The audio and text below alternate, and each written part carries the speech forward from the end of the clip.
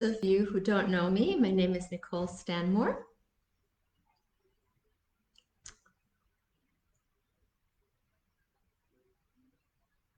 My name is Nicole Stanmore, and I have the privilege of being the CEO of Habitat for Humanity Australia. A couple of weeks ago, I did my first Facebook live stream.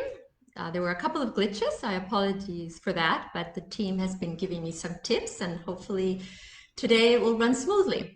But the reality is, what's important here is the message that I come to give you today. And it's about Habitat and the important work we do. At Habitat, we believe that everybody deserves a safe place to call home. And now, when the whole world is fighting COVID-19, it's more important than ever. We know a home provides the vaccine and the medicine to fight this pandemic.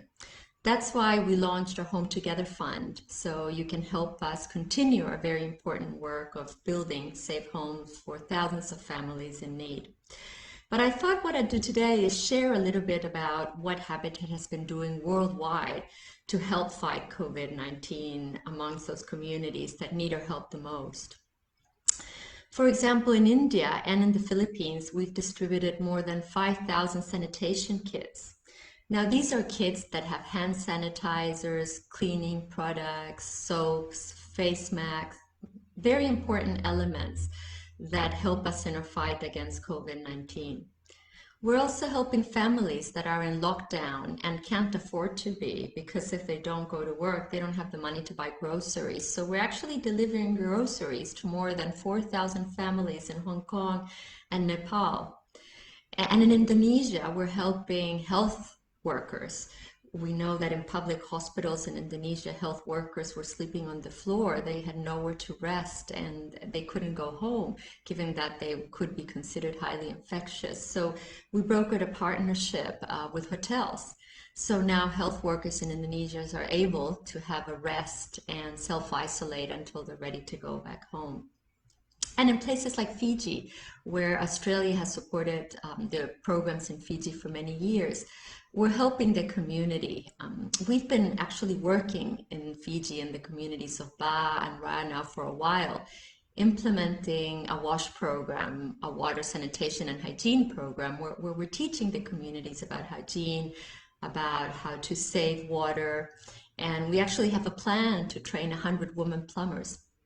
But now, given that COVID-19 has hit, we've pivoted a bit our programs, and we're actually working with the community leaders, helping them monitor the situation. And we're also going to launch a social media campaign using TikTok, Facebook, Instagram, Twitter, to help educate the community on the impacts of COVID-19. Those impacts relate to the economic impacts, also to the potential domestic violence that can occur more often now, and also to help them understand, the prevention measures that they can implement. So we're doing great things, but we need to continue also with our backbone programs of building safe homes. We know that around the world, 1 in 10 families don't have access to a safe place to call home.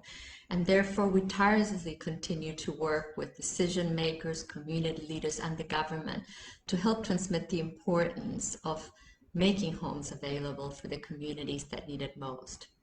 But we couldn't do any of this work without your support, without the help of all those volunteers, supporters, and companies that are with us in this journey.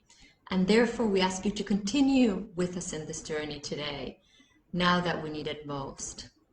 Thank you so much for your help and support. We really are changing the world.